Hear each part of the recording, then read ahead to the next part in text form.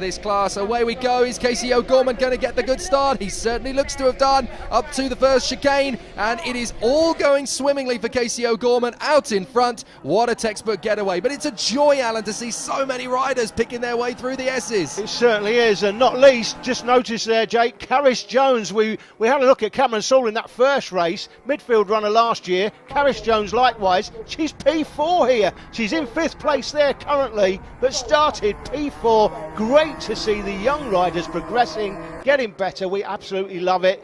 And this guy, Casey O'Gorman, we know has got major quality, Jake. Yeah, absolutely. He was one of the stars of last season, and a lot of people are tipping him for championship glory in 2016. But what an amazing set of conditions to have to fight through in the first round. Finn Smart there, the 14. Aged just 8 years of age, qualified in second. He's currently there still, so he's having to fend off. Look at the conditions here at Landau, so much standing water. Bailey Stewart Campbell, Jake, down the inside for second. Bailey through to second place. We saw his brother Taylor crashing in that first race, but Bailey again, another rider who was riding in the midfield last year. He's not riding in the midfield this year. He's already right up at the front. It's great to see these riders making the transition, and clearly he's made a big transition during the winter as we see Casey O'Gorman sweeping past the 808 by Mason Johnson. Yeah. Mason obviously got a problem with the bike. That is a real shame for Mason Johnson. We know he's a lot faster a rider than that. He's clearly got some mechanical gremlins with the bike, and that's caused Finn Smart. Finn Smart has lost a position there to Corey Stainer. So Stainer, that was a really well executed move there. Tricky conditions. He only had a narrow window of opportunity to get that move done. He had to use Mason Johnson to his advantage there. He pounced, and he's really made advantage, and now Finn Smart is under even more pressure there. Who is that on his Jones tail? That is Caris Jones. What a sensation. She is turning. Oh, it's O'Gorman. That's the leader. Casey O'Gorman has gone down at the final hairpin. Oh my word, down to the hanger straight. He's obviously slammed on the brakes, trying to get it stopped, but the circuit is changing every single lap. Where he might have braked on the last lap will probably not be the same place this lap, and he has been caught out. That just shows you. Let's watch again. Look, he's under braking. The bike just doesn't want to work with him. Yeah, that is the karting line. Lots of rubber on that part of the circuit, and of course when it rains it becomes like ice. He's gone down hard, but just look at the character again. We know this from Casey. Goes down hard, just gets up and runs across to pick the bike up. This is the battle for second. Oh, this Caris is very Jones good. up the inside. Go on, What a Caris. sweet move from Caris Jones, the 13-year-old from Swansea. Again, 12 months ago, this was a completely different rider, and look at the confidence she's got. Not only running up in second position, but look at the line she took through that sweeping right-hander. It's almost as if she knows this place better than anybody else. She's got so much grip on the outside line. She is the Welsh lady. We're on a Welsh circuit. Here's the race leader, Bailey Stewart Campbell, well out front, amazing. But Caris Jones, equally an amazing story.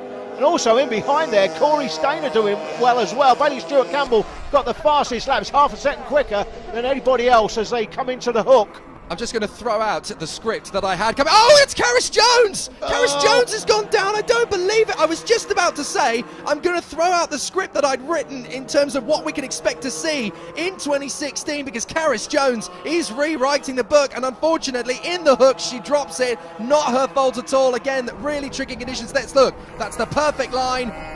Makes the switch, the bike just goes, no, I don't want to play ball. Complete low side right into the left-hander at the hook. That is an absolute sickener. Sickener, but again, we said it before, Jake, got to take the positives, Karis, out of the weekend. Amazing transformation from last year to this, now a front runner. I want to see what she's like when it's bone dry, because she's going to be a force to reckon with. Now, we've got a very interesting battle up front as a result of that. Well, we've lost O'Gorman, we've lost Jones into the last lap, and it's going to be up to this man to hold it all together at the front. He's worked so hard since he took the lead, Bailey Stewart-Campbell. It's now up to him to keep this result, but Corey Stainer is still very close indeed. He can't afford to let up.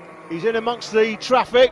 Well, he's just got to be steady here. Doesn't need to make any silly moves. The 43 there is Ryan Hitchcock. Now, he was on pole here last year in the rookie class. Crashed out on lap 1, of course. That's James Cook, the 44. From the 8-year-old Scott Redding Academy. Bailey just tiptoeing his way past. Yeah, doesn't need to do anything silly. That's really mature riding from Bailey Stewart-Campbell, because he knows he's got the lead of the race here. He could be super impressive and slice his way through the back markers, but no, that's when you can let a mistake creep in. He's so confident out in front. It's a tricky condition. See his dad there down the straight. Yes, come on, just keep it going. You're almost there, buddy. Into the final turn, and it is going to be a victory for Bailey Stewart-Campbell. What a ride in very tricky conditions, and that is the perfect way to get his season up and running. Corey Stainer, the 34, comes through for second, and look, he's really delighted with that. Third position, Finn Smart. That's a comfortable ride for him, and again, a very useful podium at this early stage of the season. Ollie Walker through in 4th position in front of Evan Belford. We should point out, just outside the top 5, it's Emmanuel Brinton who came home in 6th position, and Casey O'Gorman fought his way back to 7th place. Good ride from him in difficult circumstances, but Bailey Stewart-Campbell, he kept his nerve and he didn't crack under the pressure. Truly solid ride. Bailey, what an amazing start to the season for you. Pretty much a midfield runner last year, but this year, right at the top of the tree. You must love those conditions. Yeah, I do like the wet conditions, especially at Landau because it's grippy, but then like stuff like other places that are wet. And what are you hoping for from the season? Are you hoping to win the championship? Well, at least come in the top 3 of the championship. Well, that was race 1 of the weekend. In races 2 and 3, Casey O'Gorman took the wins, but at the end of the weekend it was still Bailey Stewart-Campbell who had the championship lead by 2 points from Casey O'Gorman, with Finn Smart 3rd, Corey Stainer 4th and Karis Jones in 5th. Just time to bring you highlights of the Pit Bike Open race. Decent grid of 15 took part. It would be the usual suspects though, Nesbitt, Cook, Toms and Horseman that would dominate. It was Charlie Nesbitt out front at this stage, but Nesbitt crashed 3 times while leading last year. Surely he's not going to go from lights to flag and keep it upright in these conditions, was he? Well, let's have a look. That's Richard Holmes-Williams there on the 126 bike in 2nd place. Max Cook on the 30 in 3rd, 20 going through the picture. That's Blake Ansell. He would have a crash in the right-hander at Chandler's. That was the first one of the race, but it wouldn't be the last. He'd get up, dust himself down, get back on, but then he'd be off again in the hook sometime later.